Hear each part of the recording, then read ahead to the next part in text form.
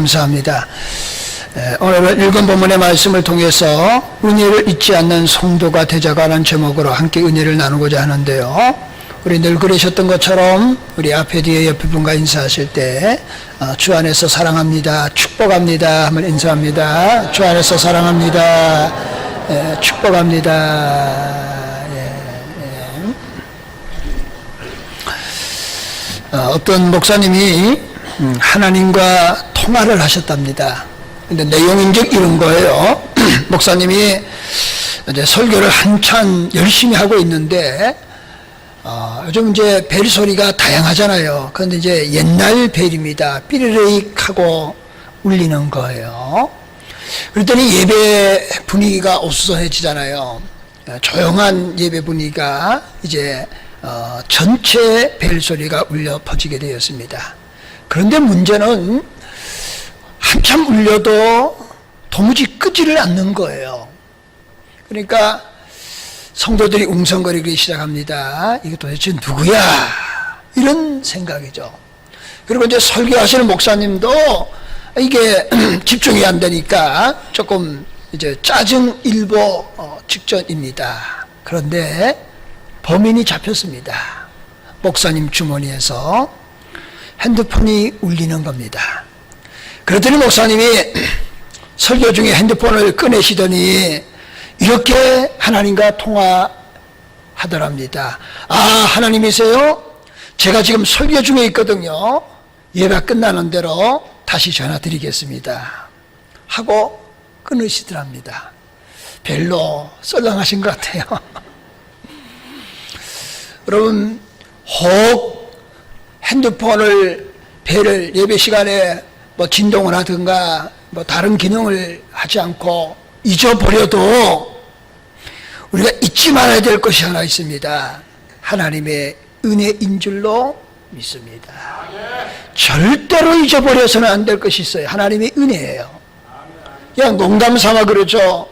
그리고 좀 이제 연세 많이 드시다 보면은 원하지 않게 치매가 온다고 그래요. 그러면 사람들은 못 알아보는 거예요. 자녀도 못 알아보고 또 잊어버리기도 하고 그래요. 그래도 남자는 아내 안 잊어먹으면 되고 아내는 남편 안 잊어먹으면 되는 거예요. 근데 그 얘기가 나왔으니까 제가 준비하지 않은 내용인데 한번 얘기해 볼게요. 어떤 할아버지가 공원에 앉아 있는데 하염없이 닭똥 같은 눈물을 흘리시더래요. 그래서 그걸 지켜보고 있던 사람이 너무나 딱해가지고 가까이 가서 여쭤본 거예요. 아니 할아버지 왜 그렇게 우십니까? 그랬더니 할아버지가 장황하게 자기의 설명을 하는 거예요. 자기가 혼자 되었는데 또 좋은 사람을 만나가지고 이제 재혼을 했다는 거예요. 그래서 행복하게 살고 있는데 근데 왜 우십니까? 그랬더니 할아버지가 이렇게 얘기하더래요. 그런데 말이야 집을 못 찾는다는 거예요. 행복한 추억이 있는데 자기가 돌아갈 집이 생각이 안 나는 거예요. 그래서 하염없이 닭똥 같은 눈물을 흘린 거하고. 근데 혹 그래도 하나님의 은혜를 잊지 않는 저와 여러분이 될 수 있기를 축원합니다. 그래서 오늘 본문의 말씀에 은혜를 잊지 않는 성도가 되자 하는 거예요. 그러면은 하나님의 은혜라고 하는 것을 한번 생각해 봅시다. 하나님의 은혜가 도대체 뭐냐 하는 거예요. 살다 보면은 흔히 이런 말을 합니다. 사람다워야 한다 하는 말을 해요. 의미가 여러 가지 의미가 있다고 보는 거예요. 그 가운데 조금 직설적으로 말하면 이런 의미라고 봐요. 사람은 짐승과 같이 살아서는 안 된다. 사람은 동물같이 살아서는 안 된다. 뭔가 달라야 된다라고 하는 뜻이에요. 그러면 짐승, 동물을 의미할 때 이런 겁니다. 그럼 짐승이 모성애가 우리의 상상을 초월할 정도로 모성애가 있는 거예요. 새끼에 대해 부모가 지극정성으로 키우는 과정을 보는 거예요. 그래서 사람이 자녀에 대해서 또 자녀가 부모에 대해서 할 도리를 다 하지 못하는 것을 보고 너는 뭐만도 못하다고 그래요. 짐승만도 못하다. 그 얘기가 그런 의미가 아니겠는가 그런 거예요. 그런데 사람에게 주어진 하나님의 특별한 특권이 있습니다.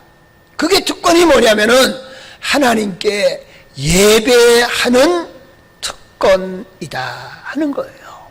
그럼 짐승은 하나님께 예배할 수가 없는 거예요. 근데 우리는 하나님께 예배할 수가 있습니다. 왜 그러냐? 우리는 하나님의 형상대로 지음받은 거예요. 하나님의 형상대로 지음받았다고 하는 얘기는 하나님과 영적 교제가 가능하다는 거예요.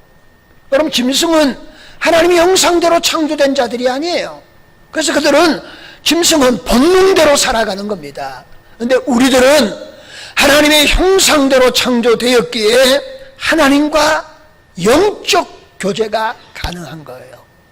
그 영적 교제의 핵심은 뭐냐? 그러면은 예배입니다.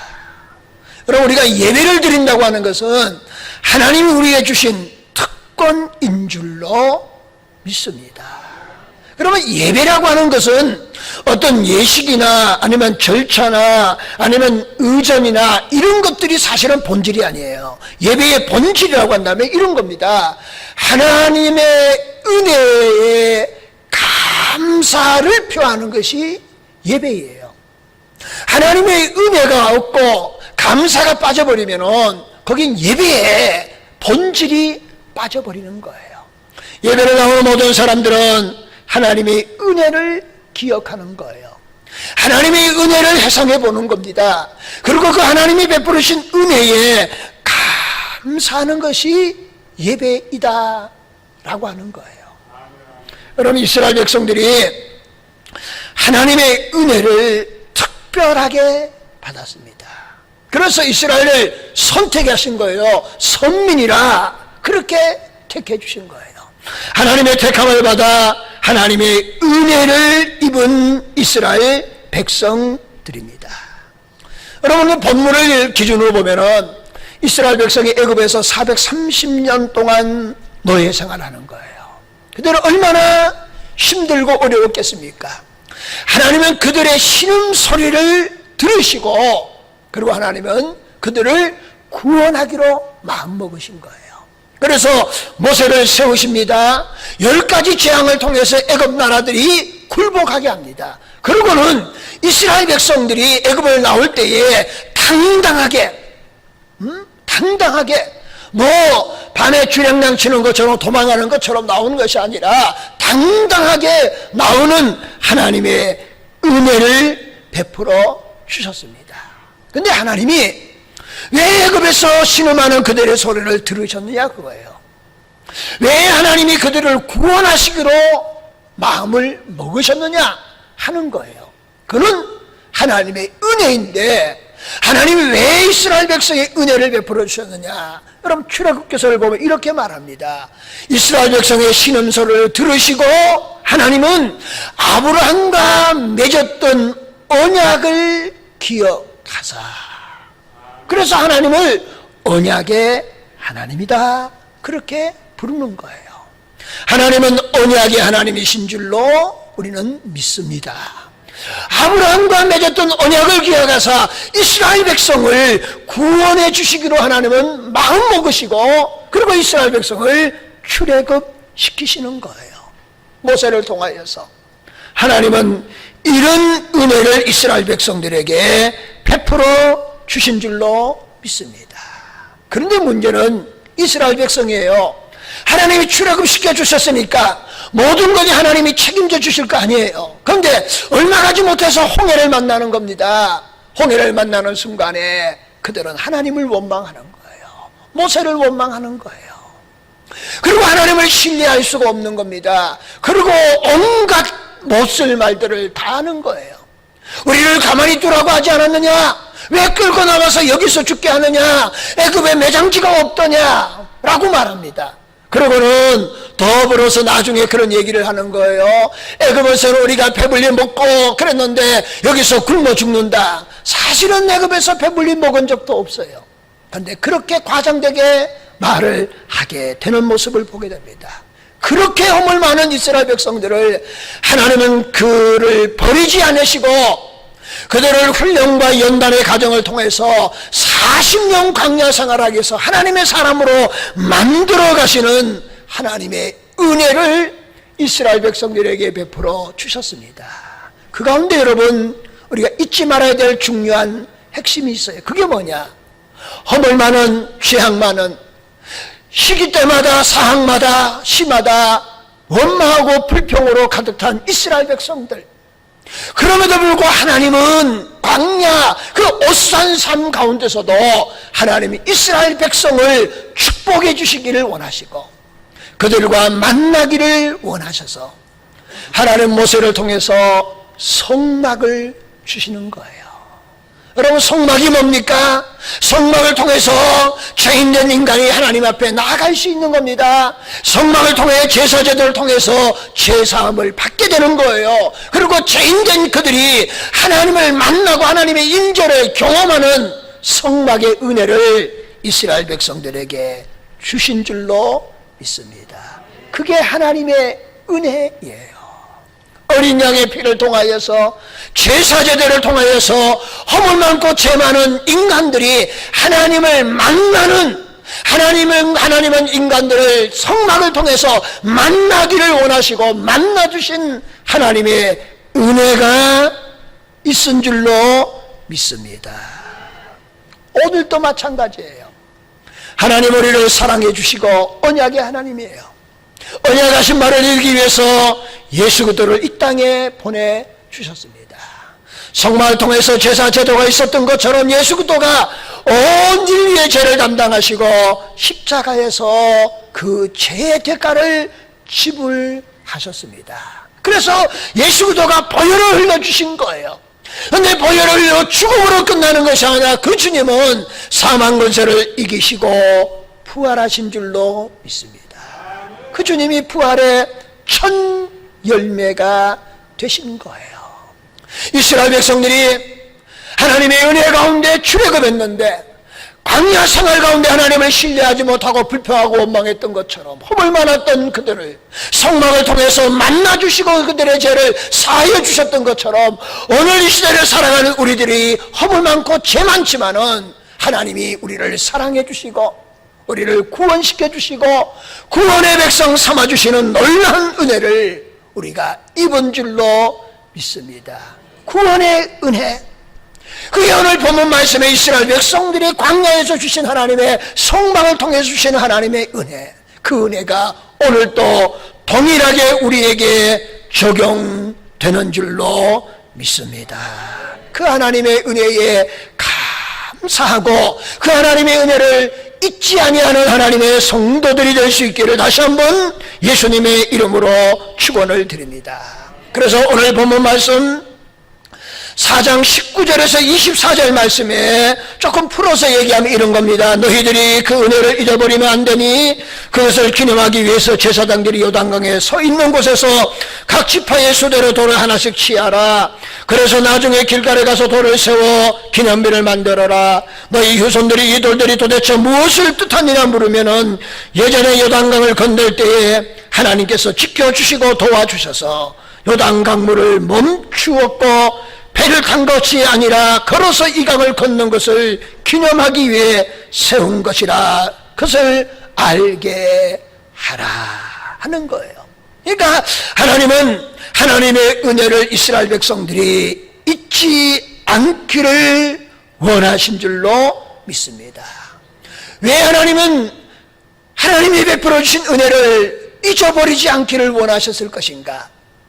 어제 우리 식으로 말하면은 좀 경망된 얘기지만은 하나님이 은혜를 베풀어 주시고는 그리고 그 은혜를 잊지 말라는 얘기는 하나님이 생색내시려고 잊지 말라고 하시는 거냐, 혹 그렇게 반문하실 것만 가끔 느낌이 들어요.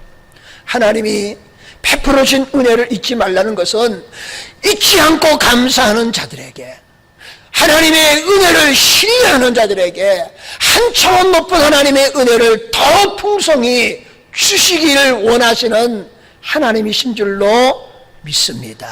그래서 하나님은 하나님의 베풀어 은혜를 잊지 말아야 된다라고 하는 거예요. 그래서 여러분 요단강을 건너 길갈에 12돌을 취하는 겁니다. 12돌은 12지파를 의미하는 거 아니겠습니까? 그러고는 기념비를 세우는 거예요. 그리고 나중에 후대들이 이게 뭡니까 말하면은 하나님이 요단강을 어떻게 건너신 것을 전하라는 거예요. 가르치라고 하는 의미예요. 그런 의미에서 두 번째로는요, 길갈에 12돌을 취하여 기념비를 세운 것의 의미가 뭐냐? 그러면은 하나님의 도움을 기억하고 가르치라 라고 하시는 말씀입니다. 우리가 아시는 것처럼 이스라엘 백성이 가나안 땅에 들어가는 것은요, 그들의 힘, 능력, 전략 어떤 것에 의해서 가나안 땅을 들어간 것이 아닙니다. 하나님의 전적인 하나님의 도우심으로 들어가게 되었다 하는 겁니다. 우리가 이렇게 반문합니다. 내가 무슨 하나님의 도움을 받았나요? 이렇게 반문할 수 있어요. 나는 하나님의 도움을 받지 않고 지금까지 살아왔다. 그렇게 말할 수도 있을 겁니다. 그런데 보세요. 믿음이 있는 사람이든지 믿음이 없는 사람이든지 모든 사람은 하나님의 은혜를 누리고 살아가고 있는 줄로 믿습니다. 우리가 사는 지구, 사람이 살기에 가장 좋은 환경이에요. 근데 사람들이 생각하잖아요. 여기만 과연 살 것인가? 생물이 살 것인가? 다른 데도 살 것이다. 그래서 여러분, 우주과학이 얼마나 많이 발전했습니까? 화성에 갔더니 물의 흔적이 있다. 그래서 야, 거기도 사람이 살 수 있을 것이다. 요즘 어떤 사학가가 지구가 만약에 종말이 오고 하면은 로켓을 타고 다른 나라에 살 수 있도록 그걸 개발하고 그걸 하는데 많은 사람들이 그걸 투자한다고 그러잖아요. 과연 그것이 성립될 것인가 하는 거예요. 여러분, 인간이 살 수 있는 곳은 지구밖에 없습니다. 우리가 발을 딛고 살 수 있는 이 땅, 하나님이 주신 것인 줄로 믿습니다. 우리가 마음껏 마시는 공기, 하나님이 주신 거예요. 우리가 마음껏 마실 수 있는 맑은 물, 하나님이 주신 것인 줄로 믿습니다. 그러니까 우리가 사는 모든 것들이 하나님이 주신 거예요. 내 것이 아니고 하나님의 은혜고 하나님의 도움으로 살아왔다는 거예요. 그러므로 그 사람이 예수를 믿는 사람이든지 예수 믿지 않는 사람이든지 마찬가지예요. 모두가 하나님의 은혜 가운데 살아가고 있다는 거예요. 여러분, 성경이 이렇게 말합니다. 시편이나 잠언서 가면은 낮에 해가 밤에 달이 너를 해치 못하리라, 그렇게 말해요. 하나님은 우리를 이렇게 지켜주시는 줄로 믿습니다. 여러분, 생각해 보세요. 올해 여름 얼마나 더웠습니까? 시대는 조금 다르지만은 요즘 같으면은 에어컨이라든가 선풍기라든가 여러 가지 이제 제품이 있잖아요. 근데 옛날에는 어디 집에 선풍기가 있습니까? 그냥 모기장 이렇게 발쳐놓고 그러고 자잖아요. 근데 아기가 잠이 들었는데 더워서 이제 잠을 깊이 못 자요. 그러면 부모가 어떻게 합니까? 부채를 가지고 아이가 잠잘 수 있도록 이렇게 부모들이 붙여주는 거예요. 그러잖아요. 혹 모기가 있거나 하면은 모기를 잡거나 정리해 주는 겁니다. 그러잖아요. 서늘한 가을이다 그러면 애기들이 또 이제 이불을 차잖아요. 그러면 이불을 덮어주는 겁니다. 근데 아이는 잠들어서 부모가 그렇게 해주는 줄 몰라요. 그리고는 자기가 잘 잤다고 생각하고 자기 혼자 컸다고 생각하는 겁니다. 그런데 반점을 설치면서 여름 같은 경우에 부모가 때로는 부채질 해주고요, 이불도 덮어주고요, 벌레도 잡아주고요. 이런 보살핌 가운데 어린아이가 건강하게 성장하여 성인이 된 거예요. 마찬가지예요. 하나님의 은혜의 손길, 하나님이 우리를 도와주신 하나님의 놀란 은혜는 동일한 줄로 믿습니다. 문제는 내가 인식하지 못했기 때문에요. 어린아이가 부모의 손길을 인식하지 못한다고 해서 부모의 손길이 없었던 것은 아니지 않냐, 그거예요. 오늘도 하나님은 끊임없이 우리의 삶의 현장에서 낮에 해가 밤의 달이 너를 해치 아니하도록 우리를 보호하시고 인도해 주시는 하나님이심을 믿을 수 있기를 축원합니다. 그런데 내가 그걸 느끼지 못하는 거예요. 그걸 내가 깨달지 못하는 거예요. 그렇다고 그래서 하나님의 은혜가, 하나님의 도우심이 없어지는 것은 아니지 않겠는가 하는 거예요. 제가 한번 가만히 생각해 봤어요. 저 이제 자동차 운전을 이제 교회를 개척하고 이제 90년도에 제가 교회를 개척했는데, 교회를 개척하고 나니까 자동차 운전을 하지 않으면 안 되더라고요. 개척교회니까 뭐 봉고, 옛날 봉고차, 흥차 그거 목회자가 운전하지 않으면 누가 운전합니까? 그래서 90년도부터 면허를 내고 차량을 운전했던 것 같아요. 지금까지 뭐 큰 사고는 없었지만은 그냥 자잘한 사고가 몇 건 났던 것 같아요. 그 가운데 말입니다. 새벽에 제가 차량을 운전하는데 빙판길이에요. 근데 차량을 운행하지 않으면 안 될 사항이에요. 근데 이제 가다 보니까 빙판인데 앞에 신호등이 빨간불로 바뀌어요. 앞에 뭐 갤러퍼 종류 차가 40구동이잖아요. 같이 브레이크를 잡았는데 그 차는 잘 서요. 저 차는 아직도 썰매 중이었습니다. 썰매를 타고 타이어도 만들하죠. 그 다음에 봉고차니까 잘 안 쓰잖아요. 그래서 결국은 그 차를 뒤에를 박았어요. 그리고 이제 내린 다음에 이제 사과하고, 근데 그분이 갤러퍼니까 좀 그래도 차가 단단하더라고요. 별로 이렇게 뭐 없어요. 그냥 가라고 그러더라고요. 그래서 인사하고 감사하고 그리고 헤어졌던 생각이 나요. 근데 보세요. 만약에 제가 운전하는 순간마다 이제 앞뒤에 사건 사고가 난 걸 봤잖아요. 뭐 0점 몇 초 사이에 이 신호를 위반하는 차들이 저는 지나가는데 뒤에 차를 박은 적도 있어요. 그러면 제가 조금만 더 늦게 갔다면 저 차 박은 거예요. 그러면 어떻게 될는지 몰라요. 그러잖아요. 저는 이렇게 말하고 싶은 거예요.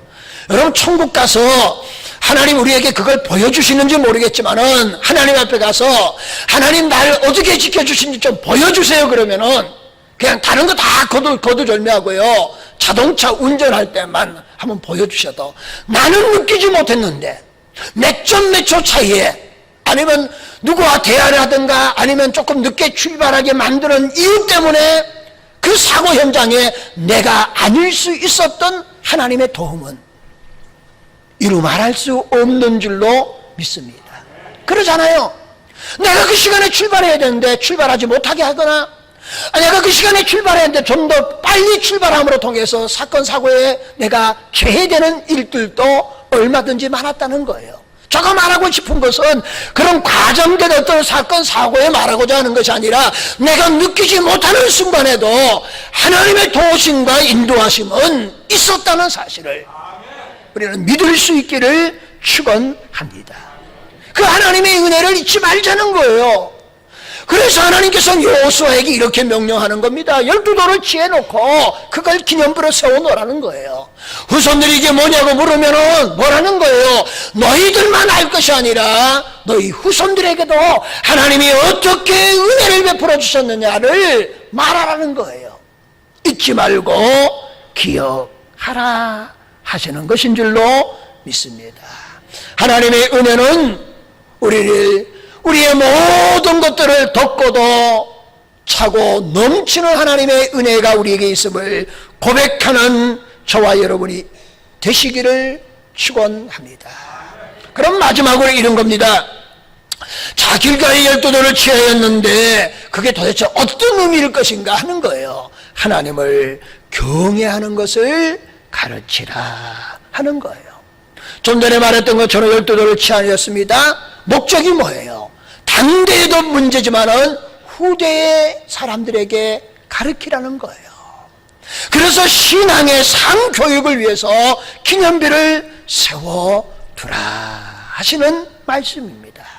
이런 입장에 볼 때에 사랑하는 성도 여러분들, 우리가 신앙생활 가운데서 꼭 감당해야 될 사명이 하나 있습니다. 그게 뭐냐? 그러면은 우리의 후손들입니다. 다음 세대예요. 우리들의 자녀들입니다. 이들에게 신앙을 물려줘야 된다. 신앙을 가르쳐 줘야 된다는 거예요. 신앙의 유산을 물려주어야 됩니다. 이거는 어떤 것과도 양보할 수 없어요. 내 자녀에게 아니면 다음 세대에게, 우리 후손들에게 좀 넓은 의미에 보면은 반드시 신앙의 유산을 물려주어야 된다는 거예요. 여러분, 이스라엘 나라를 한번 생각해 봅시다. 지금 이스라엘 나라는 경상남북도, 그러니까 경상도 크기의 나라입니다. 그러니까 경상남북도를 합친 나라 크기가 이스라엘 나라예요. 인구는 저하고는 저는 한 800만 명 되는데 뭐 많아봤자 1000만 명 되지 않습니다. 그런데 말입니다, 노벨상 받잖아요. 그런데 나라별 분류가 아니라 종족, 민족 분류로 따지면 22%가 유대인들이 노벨상을 받는다는 거예요. 아니 도대체 유대인들은 어떤 민족이기에 노벨상을 받는데 22%의 유대인들이 받느냐, 그런 거예요. 한번 생각해 봅시다. 유대인들이 2000년 동안 나라가 없었습니다. 지구상에 나라가 없어서 그냥 끝나는 민족들이 비일비재하게 많아요. 그리고 그게 민족이 또 이렇게 정체성이 정리되지 못해서 있다가 없어진 민족도 수없이 많아요. 근데 2000년 동안 나라 없던 이스라엘 백성들이 2000년 만에 도대체 어떻게 나라를 회복할 수 있느냐, 그거예요. 그리고는 그 많은 중동의 사람들, 엄청난 사람들과 대등한 단계에서 전쟁에서 이길 수 있는 그런 엄청난 사건이 어떻게 이스라엘 유대인들에게 일어날 수 있을 것인가 하는 거예요. 그럼 여러 가지 이유가 있다고 보는 거예요. 그런데 한 가지 비결이 있다고 한다면 신앙의 교육입니다. 오늘 본문과 같은 거예요. 그들은 무슨 일이 있을 때, 어떤 상황이 있을지라도 하나님이 이 민족에 어떤 은혜를 베풀어 주셨다고 하는 것, 그러므로 하나님이 앞으로 우리에게 어떤 은혜를 베풀어 주시겠다고 하는 사실에 대해서 후손들에게, 자녀들에게, 다음 세대들에게 반드시 교육을 시켰다는 거예요. 그걸 신앙의 교육이라고 말하는 거예요. 그걸 심하라고 말하는 거예요. 그걸 다른 말로 하면 이스라엘의 교육이 이렇게 말하지 않습니까? 고기를 잡아주는 것이 아니라 고기를 잡는 방법을 가르쳐주는 교육이다, 그런 거예요. 한마디로 말하면 신앙 교육이다 라고 하는 거예요. 여러분, 성경을 읽어보겠는데요, 신명기 6장 4절에서 7절 말씀에 이렇게 말합니다. 이스라엘아 들으라, 우리 하나님 여호와는 오직 유일한 여호와이시니 너는 마음을 다하고 뜻을 다하고 힘을 다하여 내 하나님 여호와를 사랑하라. 오늘 내가 네게 명령한 이 말씀을 너희 마음에 새기고 네 자녀에게 부지런히 가르치며 집에 앉았을 때든지 길을 갈 때든지 누워있을 때든지 일어날 때든지 이 말씀을 강론할 것이고. 자, 보세요. 한번 성경해 볼까요? 이스라엘 백성들에게 하나님을 마음을 다하고 뜻을 다하고 힘을 다하여 하나님을 사랑하라. 그리고 이렇게 말합니다. 오늘 내가 명령한 이 말씀을 먼저 너희 마음에, 오늘 저와 여러분의 마음에 하나님의 은혜가 새겨질 수 있기를 축원합니다. 먼저 내 마음에, 너의 마음에 하나님의 은혜를 새기고, 그리고는 이 은혜를 어떻게 하는 거면 내 자녀에게 부지런히 가르치라.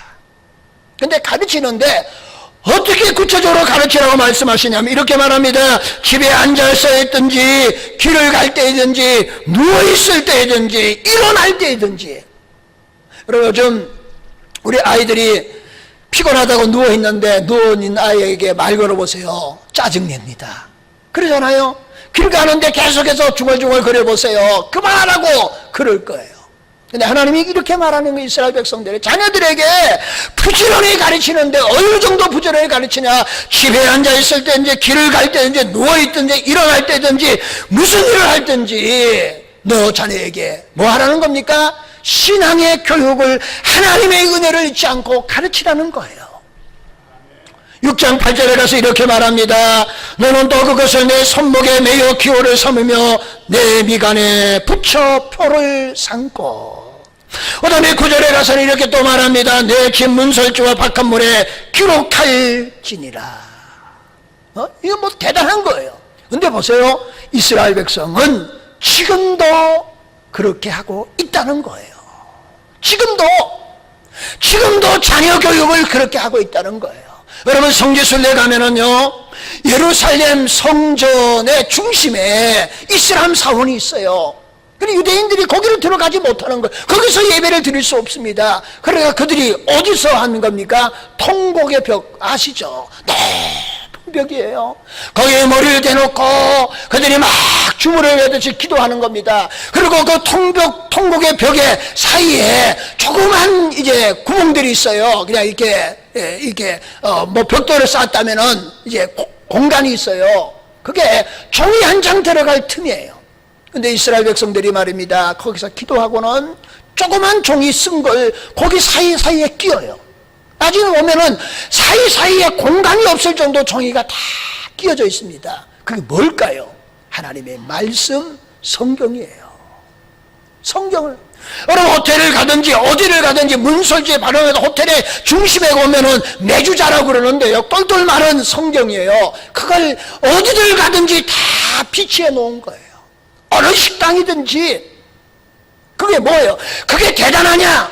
대단한 거예요. 그 중심이 대단한 겁니다. 왜? 후손들에게 신앙의 유산을 물려주는 거예요. 내 자녀들, 다음 세대들, 내 후손들에게 믿음의 하나님의 은혜를 잊지 않고 전하는 거, 이거는 이스라엘 백성이 절대로 양보하지 않은 중요한 핵심 가치예요. 그러니 오늘의 유대, 오늘의 이스라엘 나라가 일어난 거예요. 2000년 만에 나라가 회복되는 나라가 세상에 어디 있어요?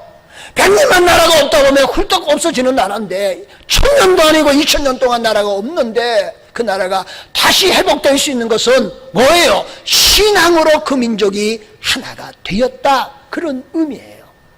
여러분, 오늘 본문의 말씀도 이와 같은 줄로 믿습니다. 우리에게 사명이 있다고 한다면요, 이런 거예요. 하나님의 은혜를 먼저 내 마음에 새기고, 그리고 이 새긴 하나님의 은혜, 하나님 말씀을 부지런히 자녀나 다음 세대나 후손들에게 가르치라는 거예요. 집에 있든지 앉았든지 길을 가든지 서든지 무엇을 하든지 가르치라고 하는 하나님의 명령의 말씀이 오늘 우리에게 일어나야 되는 줄로 믿습니다. 그러하기 때문에 유대인들은 세계에 가장 영향이 있는 그런 유대인들이 되었다는 거예요. 한국의 이런 비약적인 발전은 학자들 간에 여러 가지 의견이 있을 수 있겠지만, 우리 기독교 입장에 볼 때는 한국의 부강은 기독교 역사와 함께 했다고 보는 거잖아요. 사실 그렇잖아요. 여러분, 기독교가 부흥할 때 한국은 함께 성장한 거예요. 근데 기독교가 쇠약하면은 함께 쇠약했다는 거예요. 이렇게 부강을 주신 하나님의 은혜를 우리가 입은 줄로 믿습니다.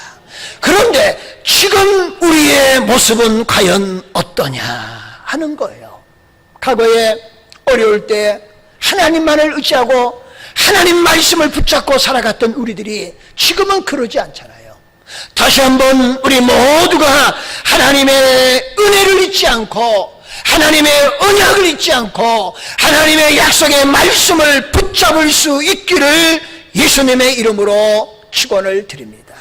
그게 하나님의 은혜를 잊지 않는 성도가 되자는 얘기는, 다른 말로 말하면은 다른 것 붙잡지 말고 다른 것 의지하지 말고 다른 것들이 내 삶을 보장해 주시는 것이 아니라 하나님이 내 삶을 보장해 주실 줄로 믿습니다. 하나님의 은혜에 감사하고 하나님께 나아가고 하나님 말씀을 붙잡을 때에 내 남은 여생은 내 이 나라 이 민족의 앞날을 하나님이 보장해 주실 줄로 믿습니다. 그러므로 먼저 우리 모두가 하나님 말씀을 붙잡을 수 있기를 축원합니다. 그리고 내 자녀가, 우리의 후손이, 다음 세대가 하나님 말씀을 붙잡을 수 있기를 축원합니다. 우리 모두가 하나님 말씀을 붙잡으면은 하나님이 이 나라를 축복해 주셔서 두동안 난 이 나라가 하나 될 줄로 믿습니다. 복음으로 통일이 되는 놀라운 역사가 일어날 줄로 믿습니다.